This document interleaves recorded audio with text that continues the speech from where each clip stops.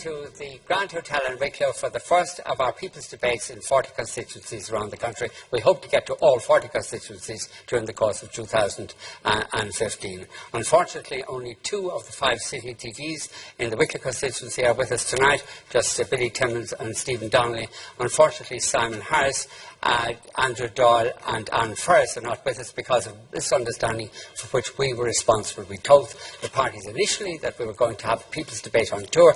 Then we gave the impression that we were going to have an election debate on tour, and we've now reverted back to the People's Debate on tour. And we apologise for that misunderstanding. We hope that government TDs will participate in the programmes from here on in. Because the audience is unfairly balanced tonight, I'm going to represent as much as I can the government position on various issues that arise. We are going to take a break now, and after the break we'll get into the debate. Join us then. We're broadcasting from the Grand Hotel in Wicklow for the first of our People's Debates in the 40 constituencies. This is the first of the constituencies we visit, and as I was saying just before the break, 3 of the TDs are not with us, Simon Harris and Andrew Doyle and Anne Ferris, for reasons entirely due to misunderstanding for which we were responsible. We're joined by Stephen Donnelly and by Billy Timmins, and they will speak to you in a moment. The members of the audience are largely not pro-government, but I will attempt to represent the government position on the issues that arise. If you want to contact the programme, you can text us at 53131, put the word tonight before a comment, send us a tweet at #FernB, or email us at tonight@tv3.ie. We start with 1-minute opening statements from the 2 TDs. We start with Stephen Donnelly. Stephen. I'm delighted to be here this evening with so many people from around the constituencies to hear what's important to people, what's on people's minds, and what ideas people have for the future. After 4 years in national politics, I'm absolutely convinced that if we modernise politics and public service delivery, we can make big advances in the things that matter to us all, in services like schools and hospitals, in community-based work like sports clubs, in supporting enterprise, both in increasing the number of jobs and the quality of those jobs. Some of the things that need to happen include devolving political power from cabinet to parliament and local government, empowering and trusting our public servants to do the best job that they can do, and developing policies that ensure equality of opportunity for all in our country. In spite of all the damage that's been done, and in spite of all of the pain that has been felt and is still being felt by very many people across the country and in the constituency, I am hopeful for the future, both for Wicklow and East Carlow and for Ireland. During the 2011 election, I said I'd work with other elected representatives from across the political spectrum for the good of the constituency and for the good of the country. Over the past 4 years, I've worked with TDs and councillors from all of the political parties and from the independent ranks, and indeed with very many people who are not involved in politics throughout the constituency. And I'm very much looking forward to continuing this work this year in 2015. Thank you. Billy Timmins. Ladies and gentlemen, I'm delighted also to be here this evening. Wicklow East Carlow is a very diverse constituency. It's a microcosm of the country, and the issues that are applicable in this constituency are the same as they are nationally: employment, housing, access to health facilities and debt difficulties. I see the role of a TD as multifaceted. One, that you ensure, whether you're in opposition or in the government party, the taxes are collected in a fair and equitable manner, and also that they're dispersed in a fair and equitable manner. And in theory, the Dáil should hold government to account, but unfortunately, due to the system that we have in place, that is not possible. So one of my main aims is to try and move reform within the political system, not for reform's sake, but to ensure that the services and the use of your taxes can actually be accounted for in a more definitive and efficient manner. To me, everything that binds and gels politics together are conviction, truth and accountability. And I believe that the last couple of governments have failed on that account, and that's the standard by which they should actually be judged. There are lots of other things that need to be done. In this constituency over the number of years, I have fought for various things. In recent times, I've sought to try and get South Wicklow on a par with the BMW region. That has happened. The investment incentive scheme, which I raised with the Minister for Finance a couple of years ago and the Minister for Trade and Employment, has happened. There are many, many other things that need to be done. We can develop tourism and agriculture in this constituency. We need a hospice. We are one of the only counties in this country that never had a general hospital due to the geography of the county. So in many respects we're disadvantaged because our county looks outwards rather than inwards. And finally, what I'd like to say is that I also see politics giving me a platform to do things outside the political realm. There are many challenges ahead for me in the year. I was elected as a Fine Gael TD, I was expelled from the party, I'm now an independent TD, and I suppose decision time is on the way for me as to how I go on in the future. Okay, Billy, you were a Fine Gael TD, as you just said, and you were expelled because you were voting abortion, but had you not been expelled, you'd still be supporting government policies, as you did for the first few years that you were in government. So you're part of Fine Gael, you're part of the Fine Gael family, and it's odd for you to be criticising Fine Gael policies. Yeah.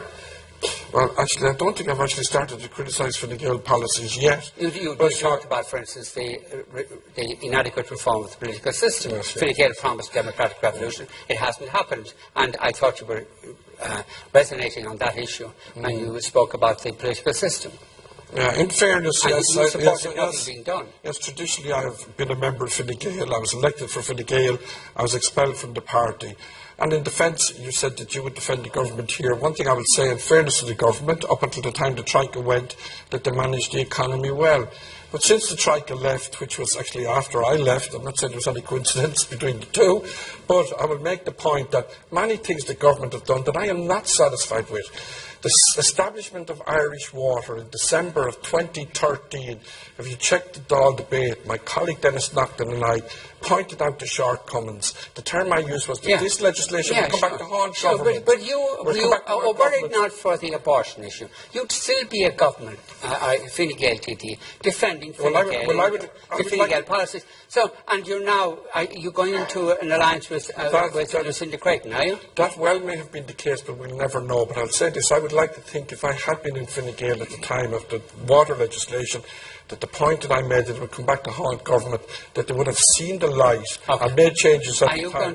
Are you going to join Lucinda Creighton's party? Well, the decision for me is to operate as an independent, a sole independent. I'm not in favour of an alliance of independents. I can't see how it will actually work. But you've been a member of the Reform Alliance. Yes, I've been a member of the Reform Alliance. So the decision for me is to remain as an independent or go with a new political party. Now, our political parties are not the flavour of the month, but everything I have done within the last few months... What's your inclination? My inclination is, based on what I've done in the last few months, is to get involved in the new political party, and I will make my mind up for what political party are you inclined to join? Well, the new political party being established by Lucinda Creighton is the obvious one that I will actually join if I join. That's continuity for the Gael. No difference. Well,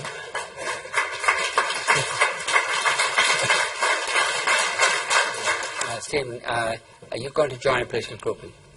I haven't decided yet. I have a clear idea. Haven't you decided yet? Because I have a clear idea about what it is that I think needs to happen in the country. I've had some very preliminary conversations with people involved in the Independent Alliance. I haven't decided to... Shane Ross, Michael Fitzgerald's group. Yeah, so I haven't decided whether or not that's the way forward for me. I'm in conversations. What's your hesitation? We'll see where they go. It's not that I'm hesitating. I guess... That's exactly what you're doing. No, it's not at all. I'm having conversations and I'm seeing where it could go. I'm seeing how much common ground there could be as it goes forward. What I think there needs to be, Vincent, is a cohesive new political force, looking at the three areas and many others that I mentioned in the opening statement. So looking at enterprise, looking at communities, and looking at public services.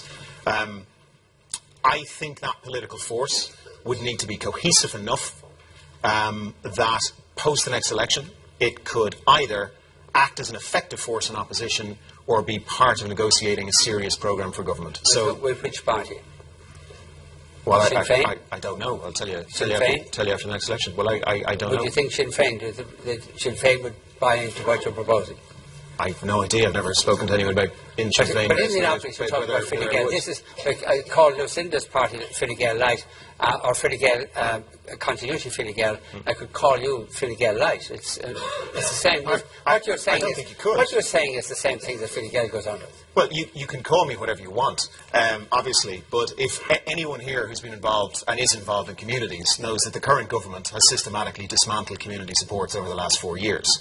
Anyone here who's involved in local business knows that the current government is not supporting Indigenous local business, and anyone here with a tap knows that the current government is not serious about efficient and effective public services. So what I'm saying may be the same as what the government parties are saying, but it's certainly not the same as what they're doing. Okay, John Brady, are you persuaded to leave Sinn Féin and join one of these groups? Hang on a minute. Hang on a minute. I got it right before you. No, I'll hold it then. Absolutely not, Vincent. On the contrary, it's made me firmer believe that I am in the right party. Listening to some of the empty rhetoric there, particularly from Billy Timmins, who, maybe he should have a look at his Fine Gael membership, which he only quite recently renewed, or have a look at his constituency office in Wicklow that still has the name Fine Gael over the door, and maybe the fact that it was used as a Fine Gael constituency office during the local elections. So, what we don't need here is more empty rhetoric. We are on the brink of a major realignment in Irish politics. People have had enough of the 2.5 party system that has been in operation here since the foundation of the state.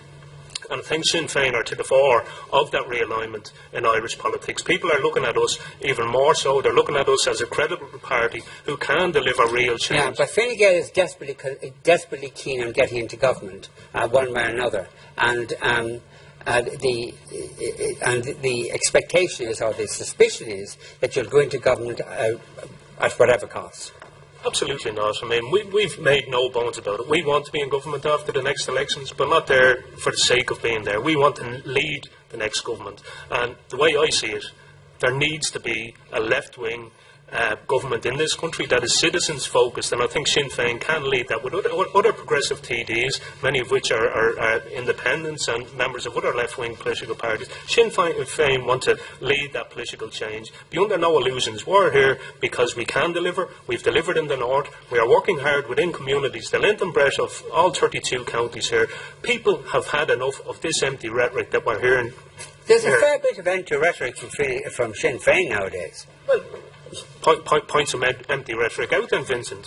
What's empty about asking for a change to the austerity policies that have been pursued, not just by this government, but their predecessors in Fianna Fáil? Sinn Féin has signed up to austerity measures in the north over the last while, in the recent Stormont agreement. It's the same thing. So you're not credible in talking about it being anti-austerity. Sinn Féin in Northern Ireland is going to enforce austerity. Well, absolutely not, Vincent. Absolutely, yes. I think you should. I think you should do your homework. I mean, if you have a look at the talks that were held up in the north recently, it was Sinn Féin that held out against the wishes of not just this government here, but also the Conservative government to cut social welfare programme. No, they did not. Yes, they certainly Sinn Féin held out fair and square until an agreement was put in place to ensure that the most vulnerable in society were protected. Yeah. So I think homework should be done here without coming out and making statements like that. We are dealing with... So, just Vincent, I'll finish off on this. The last thing we need now is more Conservative parties within this state. What we need is, as I said... Sinn Féin is a Conservative party in Northern Ireland. This is another Conservative party. No. That's the way it is. Joe, you're ex-Fianna Fáil, you're Fianna Fáil Gene Bull, and you're going to tell us how you're not really. Go on. Well, sure, you've done all the talking for me already, Vincent, but I'll just make a couple of general points if I could. First of all, I think we're living through a historical time in this country at the moment. For people here and for people in the country watching this programme, the mould of politics is being broken as we watch it. I think the next election, when it comes, will show that the civil war politics is over. There are going to be new movements, there are going to be movements of independence, there are going to be new parties, and I think there is an opportunity for this country to move forward into a whole new era, and I certainly would welcome on that. I think it's also important, though, one of the things I learned having been in a party and then having left a party is that people also expect and would like that when someone goes for election and they make a commitment to the public, to the voters, that they will keep that commitment after they get elected. Unfortunately, any of the parties who operate a party whip system, and the gentleman on my left here, John Brady, who has a very good chance of being elected in the next election, is going to have to do what Jerry Adams tells him to do after he gets elected and gets into the door. He won't be able to make up his mind. He won't be able to have his own opinion. And what I heard in the local elections, having got elected as an independent last May, is that many, many people want their politicians to think for themselves, to act for themselves. You had no problem in not thinking for yourself. Having Fianna Fáil think for you for several years when you were in Fianna Fáil. And the reason why... When did you discover that it was a good idea to think for yourself? When I discovered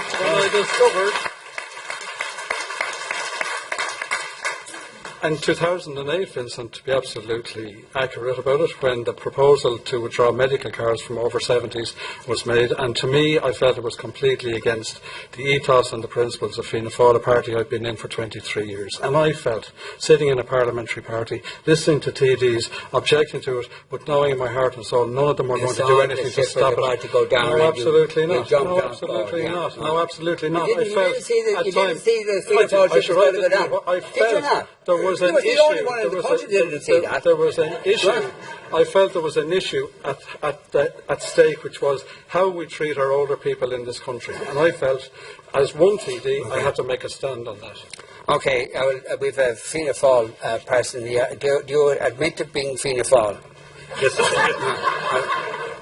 indeed I do, Vincent. I ran actually as an independent candidate in 2004 and joined Fianna Fáil in 2007.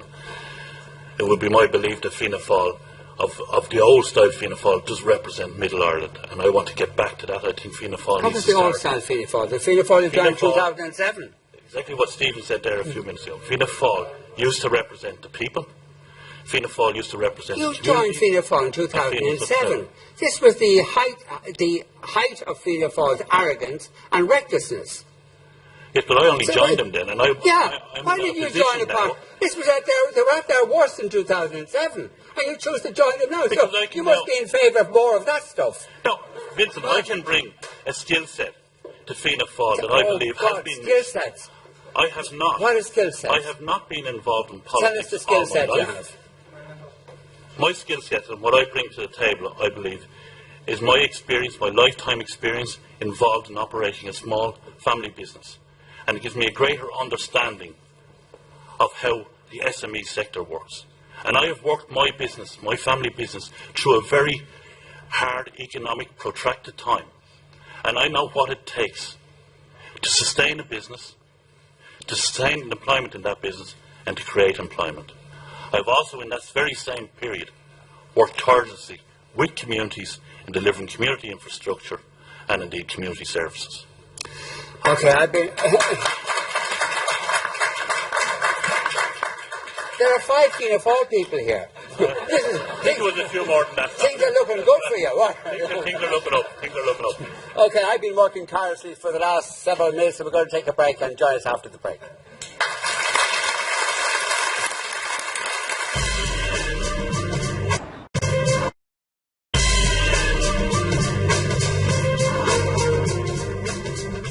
We're going to go to some ordinary members of the audience instead of the crowd we've been talking to. You want to talk? Okay, I'm Martin Benson. I'm not affiliated to any party, but I am chairman of County Wicklow Right to Water. Okay, in our constituency, we had 5 TDs elected, 4 of them to government. Okay, 1 since has been expelled from government. In the lifetime of this government, okay, we have had workers who have had their wages cut from between 10 to 51%. We had social welfare cut by over 20%, and that includes people on unemployment, disability, and pensioners. Pensioners have lost their telephone lines, they have lost their free electricity. But the core social welfare benefits have been protected. But these people, these pensioners, okay, have worked all their lives, paid their taxes. Their pension has been protected. Their pension has been protected, but what they had and what they were promised by successive governments has been reduced and reduced and reduced. Their fuel allowance has been reduced. Yeah, that's Everything true. else has but been their, reduced. their pension has been protected. Their in pension spite of is the protected. difficulty the government was in dealing with the fiscal crisis, they protected core social welfare benefits. And that's something that the government, many people would give them credit for. Yeah, many people would, but a lot of our pensioners are going cold and hungry. 1 in 4 children in this country go to school hungry, okay? In this constituency, before Christmas, there were 60 families in Bray Court for house repossession, okay? So, this government, okay, are having our pensioners hungry, people hungry, children hungry, people made homeless, and left with no option. No option at all. That's unfair, because that's an unfair. Yes, it's true that some of the cuts made by this government have affected vulnerable people. That is certainly true. But it's also true that they protected the core social welfare benefits at a time of great difficulty in terms of the government finances. And are they not entitled to credit for doing that in the face of the crisis that they were in? Not when the previous government and this government and governments before that, when we were paying our taxes, paying our PRSI and everything else, they promised us the sun, moon and stars, and all that they did was bail out bankers. And in the last while, people have been left with no option, okay, unfortunately, but to take their own lives. And their lives are on the hands of Fianna Fáil, Fine Gael, Labour and the PDs. And when are successive governments going to stop screwing the little people, okay, and bailing out bankers? Hand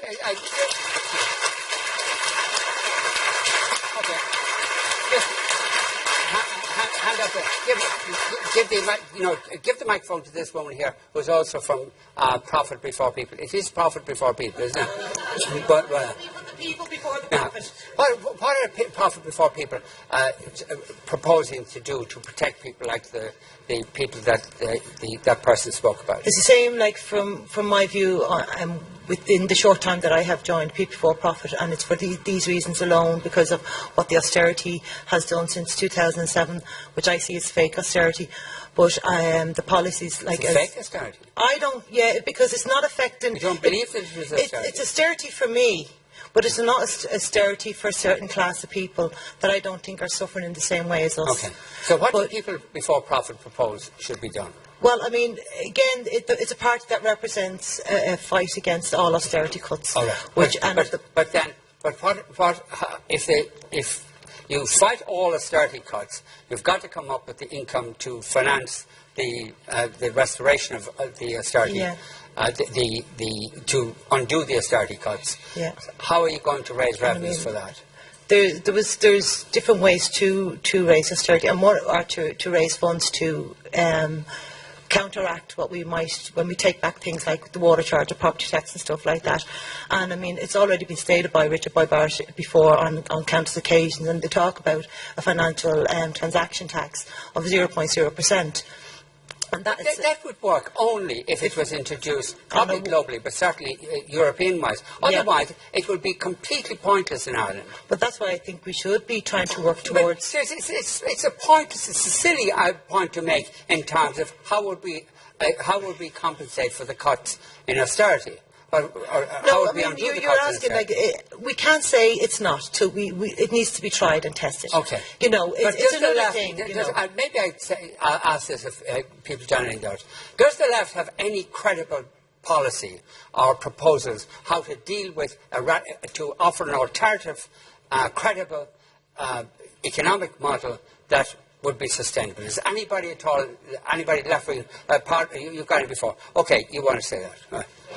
The financial transaction tax is workable in Ireland. We will earn 600 million basically from having it at 0.0%. How could it possibly work? The financial transactions would no longer take place in Ireland if we had a financial tax with a financial transaction tax that take place in England or somewhere else. So this is pie in the sky stuff, and exactly the kind of meaningless proposals made by Profit Before People. People Before Profit. It's not pie in the sky. You only think it's pie in the sky because you haven't tried it yet. The other thing we have to do as well is to basically ensure that corporations pay the 12.5% corporation tax. And what if that resulted in Google saying, well, okay, if we're going to do that, we're going to leave? Think that'd be paying good. 4% of the population. Are we really that interested in keeping them for that long? Well, I think we are interested in keeping them on because they provide a lot of jobs. We have the skill sets to actually set up, say, Google ourselves. We actually really don't need Google per se, and the money is there to invest. Oh, really? That we'd be able to set up a rival to Google? Yeah. And what expertise do we have to do that? Richard Barrett? No, and Google employees that are here already, obviously. Come on, anybody else? Anybody on the left? No, I just okay. This person over here. And to answer your question, Vincent, I was looking around here tonight like that, and I was looking at your backroom team there like that, and you have quite a big administrative section running this show down here like that. What this show is turning out is just talk. There are massive people in this country. That's the point. No, just that's the point. If you have a debate, you usually have to talk. Otherwise, it doesn't work. Yeah. So, yeah. Well, maybe then maybe it's that old fast Tipperary accent you don't understand. The point I'm making is that this country is administratively top-heavy. Why is it that the people that produce in this country, like the carpenters, the plumbers, the farmers and the stuff people there, why is it they're hit first, not the administrators? I was in my classroom today talking, I'd gone to visit a past pupil of mine that couldn't keep her house going, she couldn't afford the fuel to keep her house going, she was cold at 3 o'clock in the day like that. Shocking. And I thought, I said, look, their sons and RT on a big salary. Greed, man, is the thing. Administrative greed is the problem that this country is facing with that. And I think that's where Sinn Féin will so how many jobs does Sinn Féin, administrative jobs, does People Before Profit wish to abolish? Pardon? How many people who have administrative jobs... I'm not Planet Before People or People Before Profit. I'm Sinn Féin. You're Sinn Féin. Oh, I'm sorry. Yeah. Okay. How many jobs how many people who are in administrative jobs does Sinn Féin want to make unemployed? Now, it's not, as you say, this is the question issue. I'm not talking about making them unemployed. What I'm talking about, I'm in the county council. I was absolutely shocked. I'm walking through office after office after office. People on paid salaries. What are they doing? They're pushing filing cabinets in and out. They ain't producing nothing. There are several people... So you're in favour of firing them? Pardon? You're in favour of firing them? No, I'm not in favour that the cutbacks and some of the wage. That's what I'm saying, the wage is way too high. I mean, what wage are you on, Vincent? Don't mind me. I'm just asking. You're seriously suggesting that Sinn Féin would cut a lot of administrative jobs and things would be better. No, I'm not suggesting. What are you talking about then? I tell you what I'm suggesting, because very simply at that. You look back at the GA in the 60s, it was run by 2 people. They did the very same work, turned out the same thing. There was more people attending our lands. But nowadays there's so many administrators in that they're sucking the association dry. They're sucking clubs like us to pay 5. And that's what I'm talking about. Administration is sucking the life out of this country because there's too much of it there. That's the point I'm making. They're not producing anything. So you want smaller government? We're having a church here. So you want a smaller government? That's it, is it? It's not. No, you're just kind of paraphrasing. What I'm saying is we need to start looking at administration. There's a lot of greed there. A little cutting. You've suggested yourself. You should join Stephen Donnelly and Shane Ross. That's what they'd be in favour of. But why should I join them? Can you give me one good reason? Yeah, because they'd probably support your policies more than anybody else. Who? To support what? To support your policies of making people in administrative jobs around the country redundant. No, that's not saying at all. Vincent, Vincent, can I just make one last point, Vincent? Can I make one last point? I grew up in the 70s. We were told by the year 2000 that we'd be working a 2-day week. What became of the 2-day week? Can you tell me? Yes, there's so much. I mean, we were taught that when computers come in to replace paper. Who said that would be a 2-day week? Who said every 2-day week? Who said? A lot of people. What are you talking about? My educators. They told you? They told me. No, they should be fired. 2-day week by the year 2000. They should be fired. Yeah, and I say, Vincent, when I look at the people out, some of the people that, and what's the high point in anybody's life? Okay. Yeah, thanks very much. Stephen, are you in favour of 2-day week? I think if we could make a 2-day week work for everybody, I think that would be fantastic. But I don't see it happening anytime soon. There is an issue around administrative cost. International studies of the Irish civil service, for example, versus others, have shown that our civil service is actually relatively small. There is, however, a question of the pay of certain elements of it. There was an ECB report that found that the span of wages within our civil service, in other words, the ratio, I understand.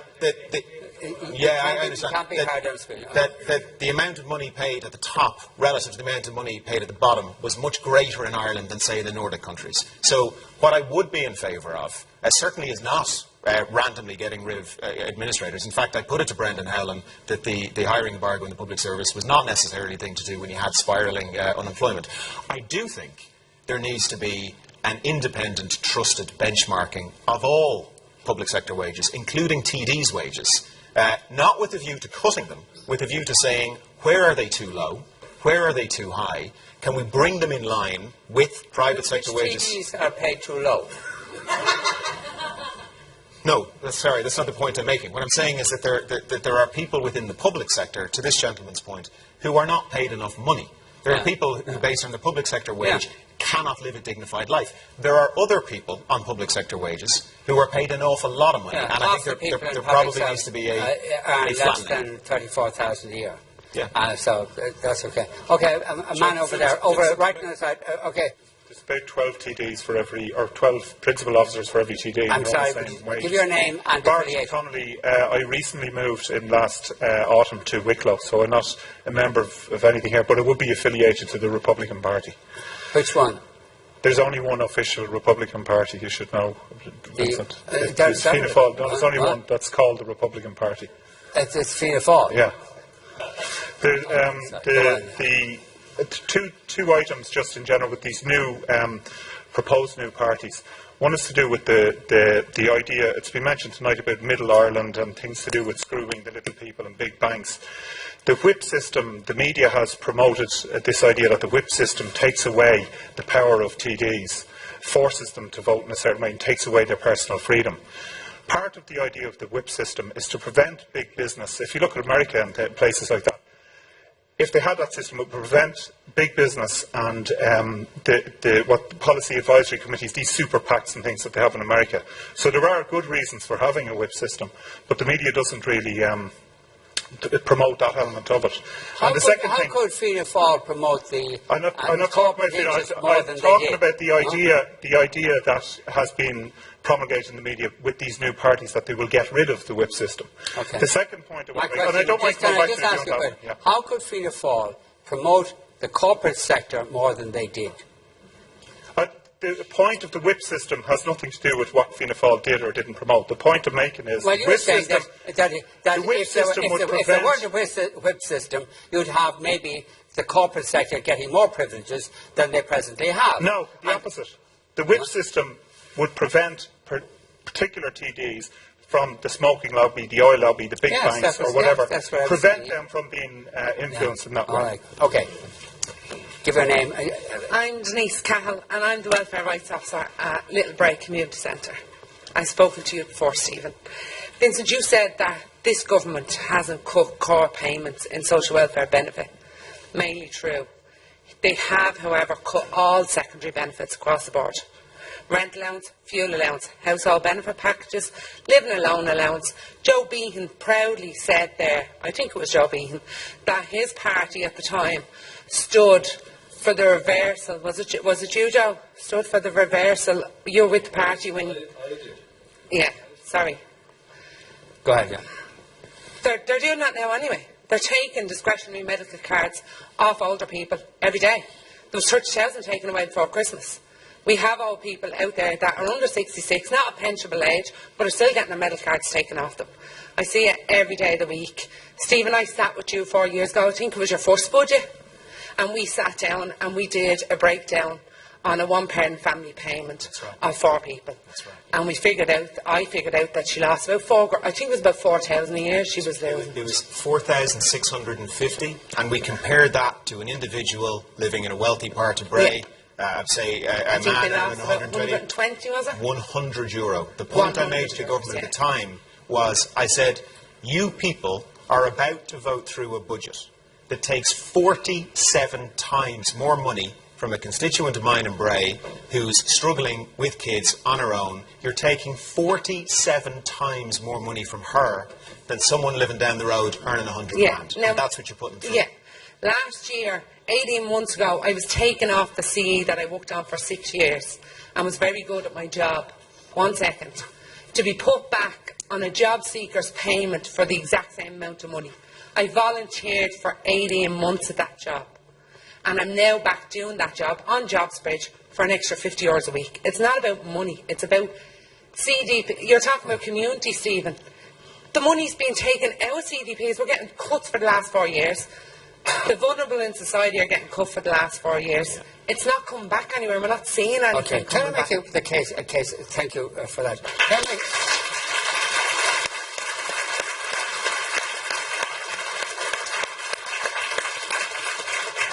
Can I respond in a way that I think government representatives, if they were here tonight, would respond to that? And that I think they probably say that, yes, austerity and misery has been inflicted on many people who are already vulnerable, and mistakes have been made in government policy with regard to that, and they will be rectified as soon as possible. But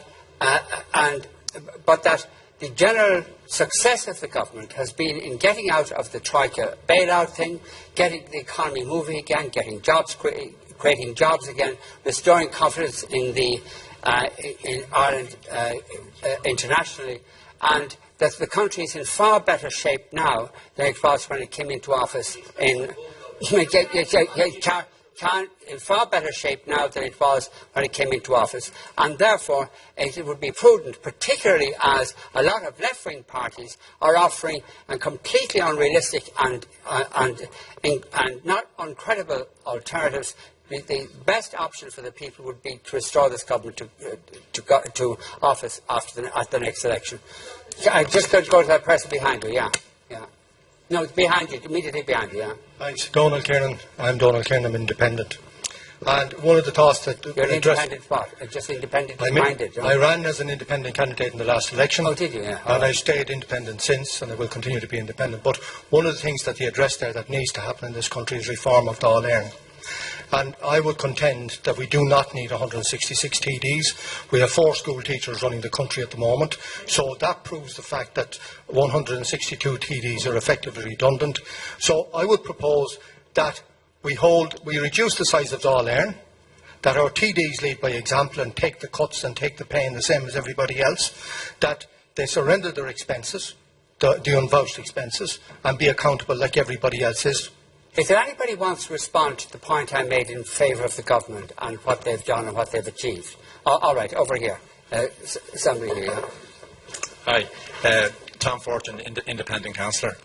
Yeah, I was going to respond to Vincent to that particular point, and I just make just a couple of comments, and I'll try and support it. The previous government, when you look back at history, economically burst us. The current government are attacking society. And let me explain what I mean by that. The income tax base that has always been there is still there. In addition to that, we've got water charges, we've got property charges, we've got cuts in education, we've got cuts in childcare, we've got cuts in health.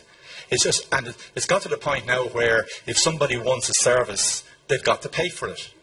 And I just think that is absolutely immoral. And there's a distinct lack of fairness. I'm coming to the conclusion now that all the discussion on left and right is actually not good for us. We should be talking about fairness. And then you look at the banks got bailed out, and there was no condition put in when the banks were bailed out that they would make sure that, okay, people would pay their mortgages, but they wouldn't be thrown out of their homes. Now we have debts being sold on to all kinds of entities, and people are on all kinds of threats. It is just grossly, grossly unfair. Now, if we're going to have, we talk about reform, we've had no reform. And the reform has got to start at the executive levels of government and also in our local authorities. Because you take Wicklow as an example. I believe that Wicklow could have full employment if there was a proper focused concentration on tourism, agriculture, forestry and fisheries. We could create massive jobs, and that should be driven through the system we have in place. But that doesn't happen because the system is not geared to do it. So okay, I think... Billy, do you want to reply to that? There's a few issues I'd like to take up first before I respond to it. As the gentleman there from Sinn Féin who wanted to cut the public sector, which was reduced by 8% in the last number of years, and he criticised the staff of Wicklow County Council. Now, I'm actually not on the council currently. There are councillors here who might answer it. But strangely enough, Sinn Féin actually has more administrators in their party than any other political party in Doyle. So I hope you don't get elected to Doyle if administrative staff sicken you that much. You'll have more in Sinn Féin than anyone else. Now, Tom, actually, with regard to the actual single seat constituency, I take the point you're making. It still would be the same number of TDs, but I encountered a situation recently where someone made representations to me, and they told me that they had actually contacted 30 politicians by email on an issue, a simple, straightforward enough issue that I didn't get to sort out myself, I have to admit. But you take it, if those 30 politicians responded to that, suppose there was a matter in the health board or in the council, you're getting 30 representations going into an administrative officer in the local authority. So the concept of single seat constituencies is so that you can concentrate your energies in one area, not to have 5 TDs turning up in Bray one night and 5 TDs turning up in Bray. Tom, I'm sorry your point, I'm missing it. No, I'm sorry, we have to go to the person down here, yeah. Would you give your name and affiliation? Ray McGaffney, Fianna Fáil. I'm also an auctioneer and there are more Fianna Fáil people here than people before profit. I don't see much profit here tonight, but I want to get at the housing situation, right? In the housing situation, the government there is not doing anything to move on the housing situation, right? I would like to see him, and what I want to do is, there's people with older property that wants to sell it, but cannot sell it because the capital gains is 33%, and they're not prepared to surrender 33% to the government for selling their house. The capital gain should be around 15%. Also, to get the housing up and moving again. There's no capital gains on selling your own house. There's capital gains on houses that you buy for investment purposes. People that moved on to other houses and left houses for their family, and then the family has moved on and someone dies and they want to sell that house, there's 33% of capital gains, which is robbery, and that's what's stopping the movement of older houses to come on the market. I want to talk to you about the building end of it as well. No, hang on a minute. I want to go to a colleague of yours here in Fianna Fáil and ask you, is it believable that the people would vote in any substantial numbers for Fianna Fáil, given the vivid memory of what Fianna Fáil did when they were last in office? I think so at this stage, Vincent. People have seen that the current government are actually nearly worse than what Fianna Fáil were. Nearly worse. Nearly.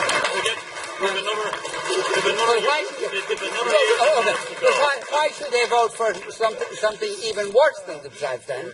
What? Listen. Why should they? You said you concede that Fianna Fáil are worse than the present government, so why should anyone vote for Fianna Fáil? Yes, you did. You said they were nearly worse. On the previous Fianna Fáil government. And in fact, if you look at the previous Fianna Fáil government, they did 2/3 of the lifting. The current government only did 1/3. And they did 100% of the damage. After they achieved the 1/3 of the lifting, when they did 100% plan, they went in and brought in water charges and other charges that there was no need to bring in. But they did 100% of the damage, didn't they? Fianna Fáil did not do 100% of the damage. Some of Fianna Fáil's policy contributed to the downfall of this country. I will admit that. But global recession and the global banking crisis exacerbated that. It exacerbated what Fianna Fáil had done, yeah. But had Fianna Fáil not acted recklessly in allowing the property boom to develop as it did, in failing to supervise the banks, in undermining our tax base, the country wouldn't be in the state that it was in 2008 and 2010 and would be much better off now. In hindsight, if that's what you're saying. Do you agree with me? I don't necessarily agree with you. There was some significant investment done into this country in the good years.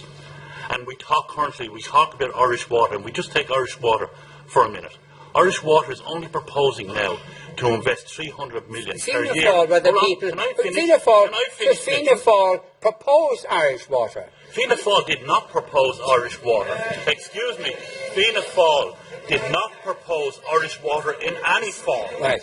Let me tell you, the Troika plan signed by Fianna Fáil, let me finish, the Troika plan signed by Fianna Fáil required the introduction of water charges. Did not require the establishment of a utility company called Irish Water. But it required Nobody cares about the utility much. Because the utility company is a complete waste. What people care about is water charges. And Fianna Fáil committed itself in the Troika deal to introducing water charges. Correct. They did not agree to the establishment of a utility company that is wasting probably about 250 million a year. And by charging for water, they are only investing 300 million into the infrastructure, the water infrastructure. Fianna Fáil, from 2001 to 2011, on an annual basis, invested 500 million into water infrastructure in this country. And here in Wicklow, we have the benefit in Wicklow, with a wastewater treatment plant, Rathdrum, Lara, Roundwood and Greystones have all benefited from that investment. So don't say everything was burnt and wasted. Okay, we're taking another break. Back in a moment.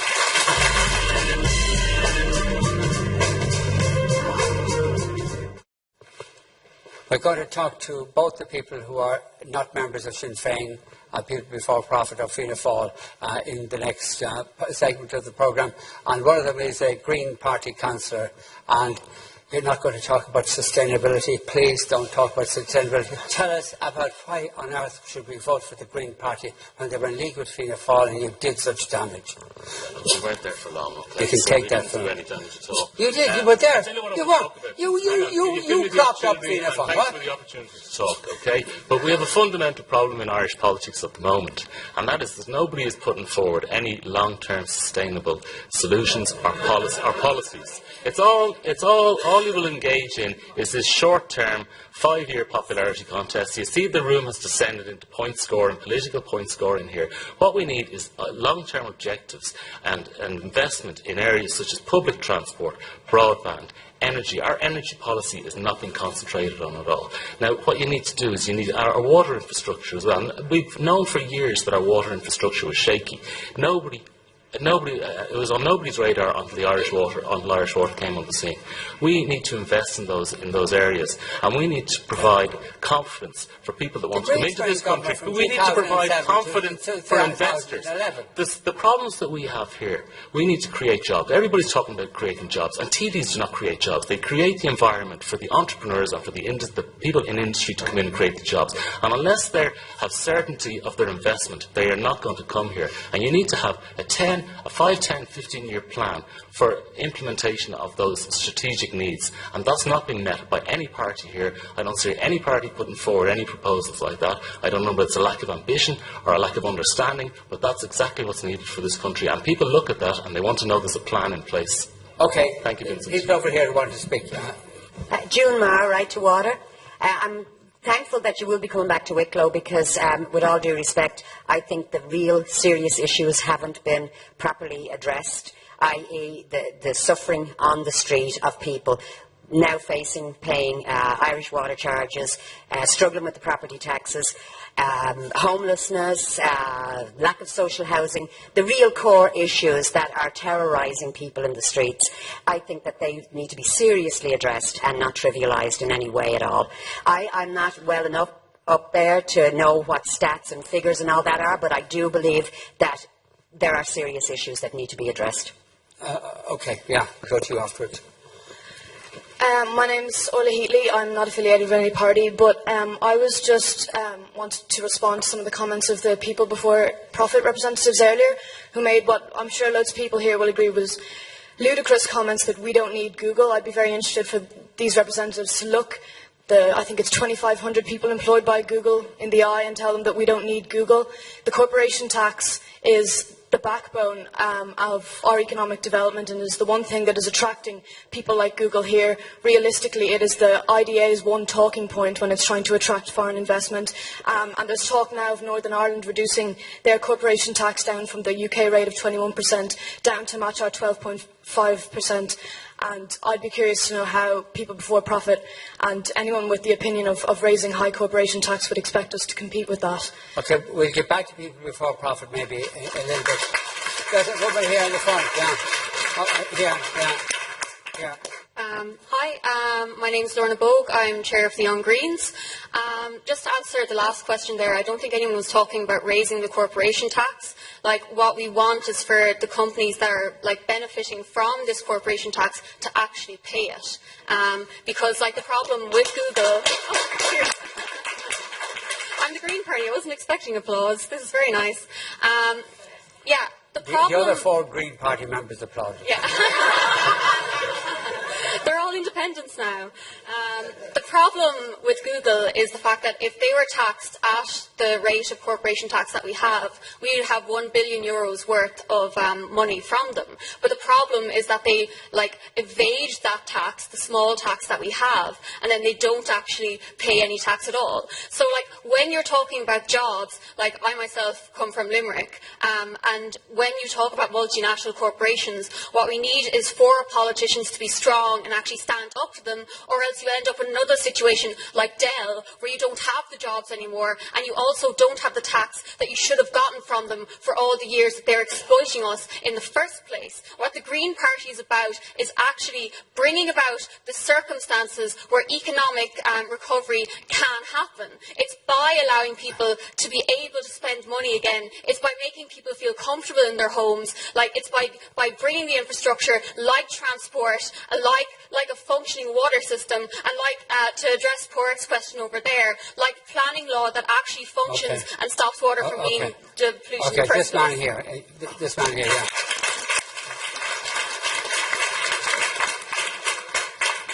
Hello, my name is Shahroz Mirani. I'm not affiliated to anybody. I'm Iranian and a local public servant. A couple of points. First of all, as regards to gentlemen... You're Romanian, is it? Iranian. Iranian, oh, yes. Really, yeah. Sorry. Couple of points. First of all, and a question, if I'm allowed. First of all, I think one of the problems when they mention public sector pay is that the vast majority of public sector doesn't get paid that much. The reason the top bit does is because their pay is linked to the pay of the politicians, which are the highest politicians in the world at the moment. That's part of the problem. The vast majority of parties are talking about investment and so on. The reality is that the same politicians usually follow what either Britain or Holland does, and this country is not like that. The model already exists in the form of Denmark or some of the Nordic countries. They have already been through this and have solved it, and the way they solved it is high tax and high spend policies. No one here wants to increase direct taxation. If you increase, basic primary school mathematics should tell everybody, if you increase direct taxation, you take away from the rich and give it to the poor. If you reduce direct taxation and increase charges and indirect taxation, you do the reverse. Okay, would you pass the microphone up here to John? So, would you be in favour of Fianna Fáil and Fine Gael getting together? You're half Fianna Fáil still. Vincent, you'd be glad to know, it would be completely irrelevant to me whether they do get together or not. Do you think it would be a good idea? What I'm saying is that it's a possibility, given the new situation that we're in. What I do think is good is that we are moving past the Civil War divide, and I think that is good for everybody in the country. Do you think it would be a good idea? What would also be good would be other parties and other combinations of people, so that people have better choice in the future. Okay, go on, yeah. My name is Shane Rowan. I'm involved with the North Wicklow Right to Water, and I'm also associated with Sinn Féin. And I'd just like to say, there's a lot of talk associated with Sinn Féin? Well, I'm on the other side of Sinn Féin. No, I'm not. No, I'm not. Unlike some people here, I believe that the only Republican party in this country is Sinn Féin. Not this joke over here that makes themselves out to be Republicans. I just want to say two things. The guys up here are getting a very easy ride here tonight, okay? Billy Timmins, you're Fine Gael through and through. You might change your shirt tonight, but you've not changed your attitude or your beliefs. Excuse me, can I just finish? Excuse me. You made a very, very snide remark. Be honest with the public. You made a very... You made a very snide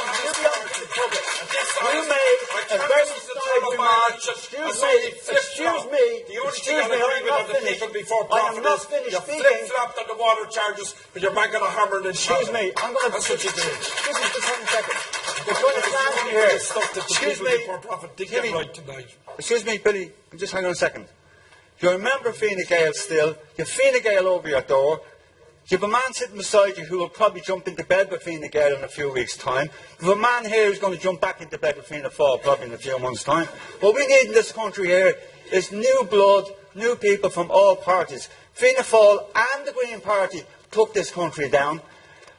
with the knowledge of Fine Gael and Labour watching in the background, waiting for them to fall so they could jump in, then you came and you shafted the people in this country, and now because you were thrown out of the party, it's the only reason you're not in the party, you're trying to make out that you and that's in the crate are going to save the country. Please don't make speeches just a maximum of 1 minute each. Okay, okay. We've all been talking about austerity here tonight and how it's affected everybody across the board, but we haven't looked at the elephant in the room. Actually, nobody has addressed it, and that is our membership of Europe, the bailing out of the European banks and our continued participation in that or otherwise.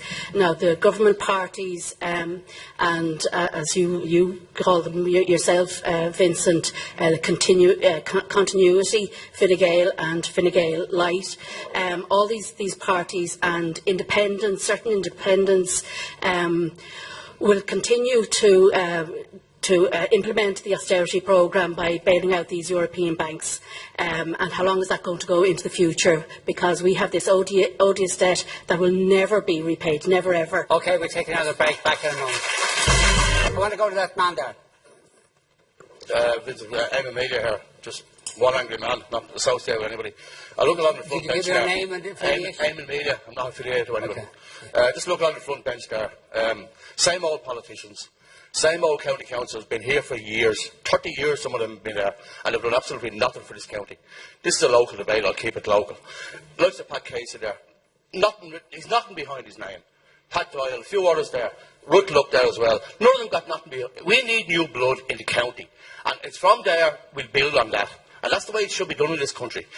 The same old faces, fill their pockets with expenses for decades. And you can laugh all you like, Casey. You've done nothing for this county. And there's a good few more like you down in that council chamber who have done absolutely nothing for this county over the years. I'm nothing else. Would you like to reply to that? Yeah, just a quick reply. Firstly, I'm not in politics all my life. I'm only involved in politics for 11 years now. Out of that, I spent 10 and a half years in Wicklow County Council. You forgot that he got involved with Fianna Fáil at the worst days of Fianna Fáil. And he agrees that Fianna Fáil would be worse than the present government. Anyway, to say that I've done nothing for my county is wrong. And if that man was to travel to my area of Lara and see what community infrastructure I've delivered for that area. But also don't forget that I've delivered 30 full-time jobs for the last 30 years and 50 part-time jobs for the last 30 years. And that is significant. Okay, Pat, we want to go to this man here.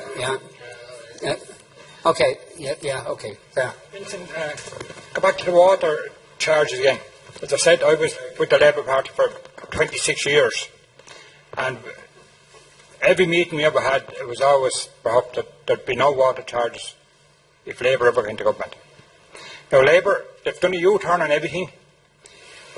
Water charges, they've agreed to steal the property tax over wages. It's taken on my wages every week. That's stealing. If you go into somebody's wages without permission, it's stealing. Hold the microphone close to your mouth, To me, that's stealing. And the Labour Party stood by and let that go on. So I never again could be... Okay, can I put the case for the Labour Party? The Labour Party wasn't the largest party after the last election. It went into government with Fine Gael as a minority party, and therefore there had to be compromises. And the argument is that it was better that Labour went into government, provided stable government, a government that got us out of the bailout and that restored confidence, job creation and restored the economy. Fair enough, Vincent. They've done it by destroying hundreds of young families or thousands of young families in this country. And that's what they've actually done. There's young families going to the road, nowhere to live, can't feed their children. Yeah, but the argument is that things would be worse had Labour not gone into government with Fine Gael, if there had been instability, and if worse still, if Fianna Fáil had remained in government, the things would be good deal worse. Of course they could. I don't believe okay, somebody here. There's somebody here. My name is William Winters from Wicklow Town. I'm a member of Fine Gael, but I consider I'm neither politics of the left or the right. I just want pragmatic politicians who are going to make the best decisions for the country. I was unemployed for a year, and I now have a job. Unemployment has come down for 30 months in a row. Why should I take a chance without any of the alternatives that have been suggested for government here? All I'm hearing is you're going to tax me more money for working. Anybody who hasn't spoken before want to reply to make that? You say the other parties don't offer you an alternative, right? What's your name? Sorry, James Doyle, Fianna Fáil. Okay? Yeah, I know, and I get that a lot of the time. And I got that when I ran as a candidate last year. I still did better than I thought I would do, and I enjoyed the process. I'll tell you why. It's been interesting views this evening. I salute you in the last half an hour. You've let younger people in. Okay? It's been interesting views here. Okay? And we'd have disagreements with the people who will be running the country in the future. And I'll say this. If you look about Fine Gael, and you look what you asked earlier on, playing devil's advocate, you said, what have Fine Gael done that's made you all so unhappy? And people are talking about water charges, they're talking about other things. They have betrayed us on the policy of reform. Your leaders promised last year to bring in a Shannon referendum, right? 3 years after, his very policy was about bringing in reform and restructuring the way that our state functions to the benefit of this future society. He then went the opposite way and went for populism. That's what he did. Do you know what? People want cuts. They want the Shannon closed, and that's what he did. Andy Kenny, in the last election, promised the abolition of the Senate. And that required the people to endorse that policy in a referendum. Andy Kenny did what he said. He put it to the people, and the people took a contrary decision. Now, he just kept his promise. What's wrong with that? I'll tell you what's wrong with that. He hasn't recognised the fact. It was well documented in the media at the time, and several people far more qualified or experienced than I, and people from my generation, made the point that what we now want you to do is address the real question that couldn't be asked in a referendum, because you have to answer yes or no, and that is, how should the Shannon be reformed? The Shannon has allowed people to get into politics, and in the last election... Okay, but that's underway at the present. Mike Ralph, another referendum, and you can understand... But he's kicking that, Vincent, he's kicking that down the road, okay? Because he's doing exactly what he said out he would cure, and that is populist politics. He's betraying the future of this country. Okay, Stephen. Can I come to William? Because it is a positive point. There's an awful lot of focus, typically in politics and in public debate, on the negatives. And I think what you're talking about is a very important positive. You were unemployed, you got a job. It's one of the most important things any of us can get. Richard Bruton, in my opinion, I profoundly disagree with this government on a lot of areas mentioned by various people this evening around vulnerable populations and so forth. Richard Bruton is a very capable minister, and he has done some good stuff. There's no question about it, and it is absolutely fantastic that employment is on the rise in most parts of the country. The question for me, the question you asked is, why take a leap of faith in anybody else, right? You know, jobs are coming up, so why take a leap of faith in anybody else?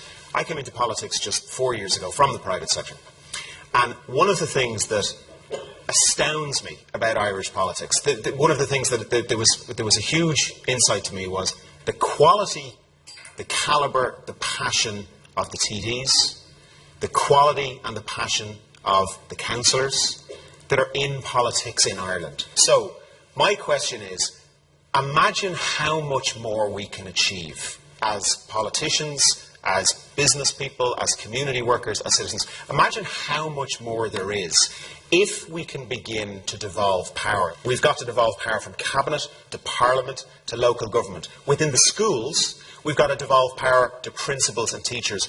My answer to you is, has this government done some things? Well, of course it has.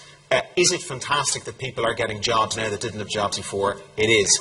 And my conclusion after 4 years in politics, coming new to politics, is if we can get new blood in there, if we can get people within Fine Gael, for example, who are agitating for change to have more power, within Sinn Féin, within Fianna Fáil, within Labour, within the independent ranks, and within new movements, if they can succeed in devolving power and in getting the best out of our TDs, our senators, our councillors, there is so much more we can do, and that is my answer. Why take a risk on something else? Because there's something very, very exciting on offer. Okay, we're going to go to this man here. This man over here. Yeah. Yes, go ahead, yeah. I'm a newly elected councillor to Wicklow County Council from the west of the county. But, we talk about finance and monies for this and that. I was only in 4 weeks, and we were informed at Wicklow County Council level that of the 16 million which was collected in property tax, 12 of that million went to Irish Water. Throughout there's over 4,000 people on the housing list here in the county. In my part of the county, there's over 600 people. A lot of these people are losing their house. The banks are taking over. They're being brought down the road into buy-to-rent properties. There's over 500 million a year being pumped in from central government to pay to subsidise rents. Okay.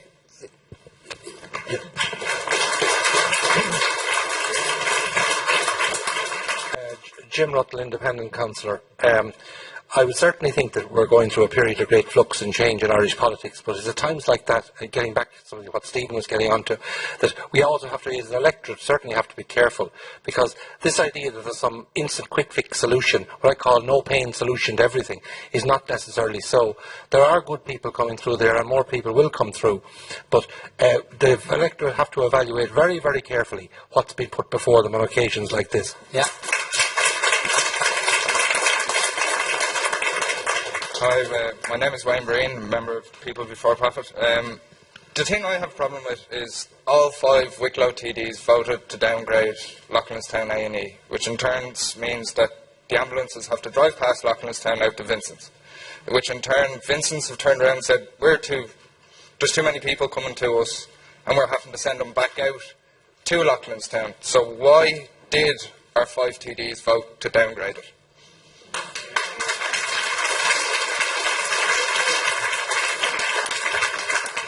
Very happy to answer that because it's a highly emotive issue and it's a very important issue. First of all, there was no vote, so it was an internal HSE issue. However, I think it's fair to say that the 5 TDs supported the move. I'll tell you why I supported the move. The 5 TDs met on a frequent basis with senior HSE managers and senior clinicians involved in the move, including the people running the emergency departments. At a meeting with the Taoiseach, I asked if it was the unanimous position of all of the clinicians involved, not the administrators, the clinicians involved, was it their unanimous position that the changes being proposed would save lives. They said, and to the best of my knowledge they maintain to this day, that yes, it was the unanimous position of the doctors that this would save lives. So, of course, as a TD, I supported that move. That's very important. And in addition to that, the ambulance service has been reconfigured to take account of the actual change. So this is important, but I reiterate everything that Stephen has stated there is correct and true. So it's really, really important. And I suppose there's an onus on all of us to get the information out there when decisions are made, because politicians of every hue that I know and colour in this county have always worked for the betterment of people in it. And I'll continue to work with everyone and anyone. We have our differences on policies or whatever, but it is important that we stick to the truth and we work together for the good of the people. Okay. This person here, yeah. Brian Whelan's the name, Direct Democracy Ireland, and I've listened to a lot of speakers here tonight, most of them quite eloquent, but to me as a member of Direct Democracy Ireland, we seem to be going around in circles in this country. Problems get argued, but they never get solved, and the reason they never get solved is because of the system we're working with. We work with a representative democracy. In the first constitution of this country, we had a direct democracy. And the people of their own volition could call a referendum on anything that was perplexing them. In the case of the banker bondholder bailout, that would never have happened under a system of direct democracy. The people would have simply called their referendum and they would have stopped it dead in its tracks. The water meters that are coming in now, the people would simply call their referendum and stop it dead in its tracks. It's the people are sovereign, the Irish people are sovereign, and the Irish constitution is the only constitution in the world that recognises the sovereignty of the people. But with this representative democracy that we have a group of 5 people who assume control of the running of the country, probably no more than 5 or 6 people, and they basically speak for 4 million people. But that's not democracy, that's a dictatorship.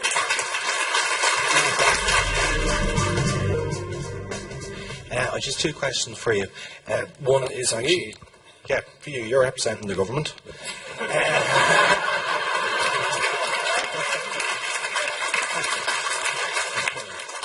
One is, you actually said that from a Labour point of view, there's some compromises must be made if we form a decent government. But can I ask you then, like, as a voter, not as a member of a political party, but as a voter, why should I believe Labour anymore?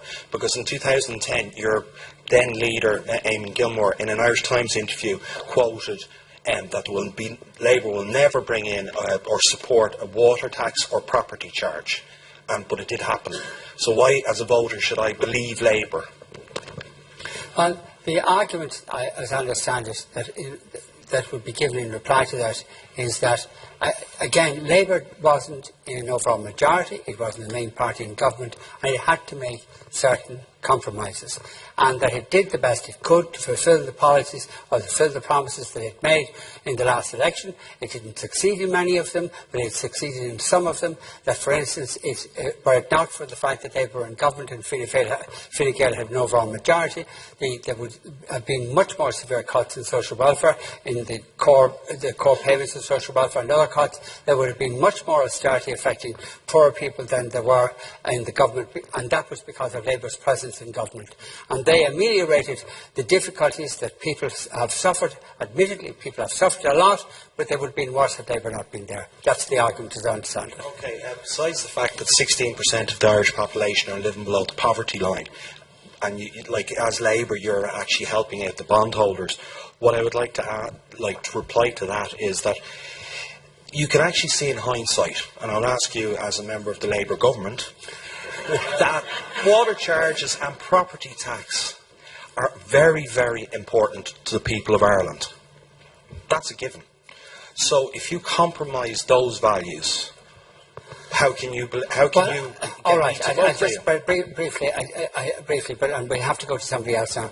Property tax is, in the opinion of many people, a good idea if it was done fairly. That it would be a way of catching, for instance, tax exiles who pay little or no income tax in this country, but have very lucrative mansions around the place, and that it's also a way of catching people who are here in this country, pay little income tax because of the loopholes that are in the income tax system, and this is the way of dealing with that. Yes, it is wrong that people on the lower income brackets are forced to pay a property tax, but were Labour not in government, and Labour couldn't stop that given that it was in government with Fine Gael. That's what I would understand the argument to be. But you can't exhaust me and my imagination too much.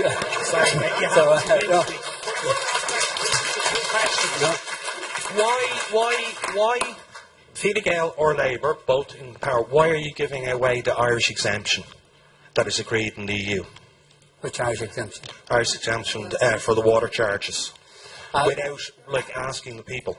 That's a very big topic. Well, as I understand, the Fianna Fáil, this is part of the Troika deal, and they feel obliged to come up with it. The Troika deal resulted in Ireland being bailed out. We got monies that protected the banks. We got monies that protected the coffers of the state. And this was a quid pro quo, and that was it. And now, but can we move on, because that's the end of my. Okay, just behind you. Tony Duddy, I'd be aligned with Stephen Donnelly. A question for Billy and Stephen. Notwithstanding the obvious hardship that we have all around the country and that we've talked about here tonight, I would like to know what are the positive initiatives that we can see, and I'd like to put you both on the spot, and instead of just saying we need better things and outcomes. Did you set up this question for No. You didn't actually. I did. We're going to have to talk afterwards. I did not. And depending on how it goes. Positive initiative. Well, it's more. Sorry, Vincent. Just in the context of in entrepreneurship. I was at the Web Summit a couple of weeks ago, and it's just fantastic. So there's enormous hardship throughout 99% of the country, but there are small sprouts of real optimism there. And like what a couple of others have said, we do need strategic vision, actually plotting a positive path forward. And the IDA and Enterprise Ireland, despite the fact that they're being cut, have been an incredible shining light. I do a lot of work with them. So outside of that, Billy and Stephen, what specific initiatives, not outcomes that you want, but specific projects would you see that we can add to those shining lights? My specific ideas, I have a number of different philosophies in politics, and that they're underlined by that I believe that actually people who get out of bed in the morning and want to go to work should be rewarded. I believe that people that are vulnerable should be looked after, but I don't believe in populist policies. I'm a strong advocate in rewarding work and rewarding enterprise. Now, one of the things that I would like to see with regard to small businesses, SMEs, and I employed a number of people myself, and I know the difficulty with the tax code, we have the income tax, we have the actual USC, we have the actual PRSI, different levels of PRSI. I would like to see them codified into one tax system. That's one idea for small business. Okay. Your bright ideas. Off the top of my head, three things. Equalise the treatment of entrepreneurs and the self-employed. So stop penalising people for taking cool commercial risks. Enterprise Ireland's High Potential Startup programme is phenomenal. Double, triple the funding to it. And start getting very real about import substitution. So Enterprise Ireland, which I think does a fantastic job, isn't allowed help. It's only allowed help export-oriented companies. Import substitution companies like Wicklow rapeseed oil in Dunlavin or Hackettstown is an import substitution company. They're not allowed to be helped by Enterprise Ireland. So there's three things I'd like to see. Vincent, fine. No, hang on. We've reached the end now, but if anybody has a 1 minute rant in them, have a go now. And three people who put up their hands for 1 minute rant, they will be. No, you've had your rant already. No. And anyway, you wouldn't stick to 1 minute. Go on. A 1 minute rant, right? People have to pay. Well, what's your name and what's your affiliation? My name is Francis Rickard. I belong to the Fianna Fáil party. Oh my God. Yeah. Are you from Wicklow as well, are you? I'm not. I'm not County I knew Dublin. there weren't that many Fianna Fáil people in Wicklow.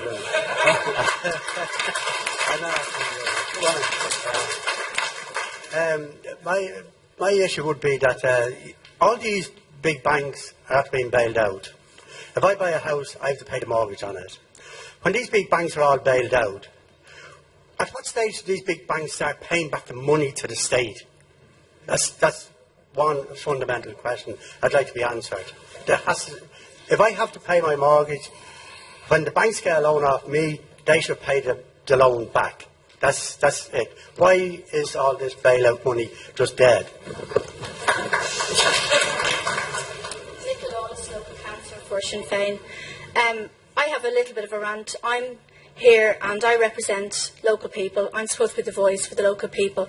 And I have been asked today to ask our TDs. We as councillors voted for the stop of water meters in County Wicklow and the abolishment of the water charges along with 13 other councils throughout the country. As a local representative, I feel our TDs should be listening to us. We're trying to listen to the people. We voted in the council because the people asked us to do this, but yet nothing has happened. Irish Water are still here. They're still putting meters in. They're still pushing people around. And I feel Leinster House need to open up their eyes. They need to open up their ears and they need to start listening to people. What is the point of me sitting on a council if I have no power because no one's listening to me? The people think, you know, I'm listening to the people. You need to listen to us as well. Okay, one more rant. Finally, down there. Okay, two more rants. And both bearded rants. Go on. My name is Stephen Kieran. I'm also a member of Fianna Fáil, but I want to make a comment as a small business owner. You're a member of Fianna Fáil too? Yes. And you're from Wicklow? Yes. Anyway. So there are five of you? If not more. But? If not more. Come on, yeah. The comment I want to make, first of all, I want to be positive. I wanted to thank you for coming here. I think the opportunity of free speech is something we shouldn't underestimate, and I think it's particularly poignant this week with what happened in Paris and those journalists who were murdered for free speech. So thank you for this opportunity. As a business person, I have to say one of my biggest fears will be of the likes of People Against Profit and the other lefties getting into power, because all they seem to want to do is attack business owners, put more taxes on people while promising everything else will be free. I mean, we have the absurd situation in Ireland where business people are now paying more tax in universal social charge, plus if someone who's self-employed loses their job, they have no social welfare protection. The vast majority of jobs in this country come from small businesses, whether it's someone who's running a hotel, a grocery store, a corner shop. We need them, but we also need the Googles and the Facebooks to try to attack the 170 billion of foreign and direct investment we get. It's crazy.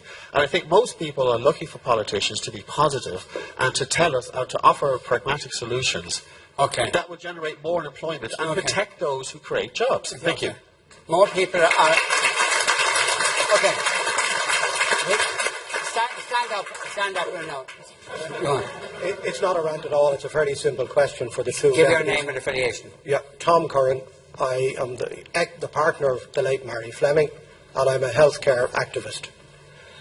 During the court case, the historic court case that Mary took to the Supreme Court, in the judgment in that case, the Chief Justice made it clear that the Oireachtas had the power to bring in legislation to affect assisted dying. The last poll that was taken on this issue, in fact, was done by TV3, and 80% of the people that were polled was in favour of assisted dying for the terminally ill, which to me is a mandate. I've been working for the last 18 months with 4 barristers and a number of healthcare professionals on drafting a bill. That bill will be presented to the Dáil in the near future. Will the 2 deputies support it? And will you, representing the government, give your view on what the government parties will do? Vincent. No, very briefly. The very brief answer is, Tom, yes, when it happened, I raised it directly with Taoiseach in the Chamber, and not only will I be voting for your bill, but I will be supporting it wholeheartedly. I'm not sure. I honestly really don't know, Tom. I know your difficult circumstances, difficult situation, and one certainly can understand the difficulties that are there. I would like to actually, it's an issue I'm open and have an open mind on it, and it's not a case of afraid to come down one side or the other. It's something I really need to look at the contents and context of the bill and to elicit other views on it. But I will come back to you and tell you certainly before the bill actually comes into the Dáil what my position is going to be. And the final round of the evening. My name is Marie Gavigan. My gripe is about immigration. And tell us your affiliation as well as your I'm Sinn Féin. My gripe is Sinn about Féin have loads of gripes. Well, I know everybody has loads of gripes, but my personal one as a mother is about immigration. There was a point made earlier on that would be very positive about jobs, and that there's an awful lot of them. The reason that the jobs, and there seems to be an awful lot of them, and less people are on the dole, is because most of our children are emigrating to the likes of Australia, America and England.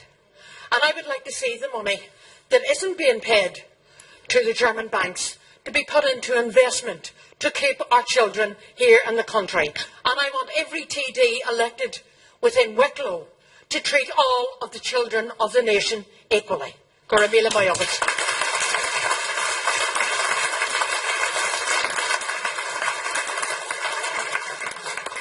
Thanks to everybody who took part, and especially to the 2 TDs. We're sorry because of misunderstanding. The other 3 TDs weren't with us this evening. Maybe we hope to return to Wicklow at some stage in 2015 for another People's Debate with all the TDs represented. Our thanks to the Grand Hotel here in Wicklow Town and to all the staff who assisted us and to our own team, of course. We'll take a break now, and after the break, we'll preview tomorrow morning's newspapers. Join us then.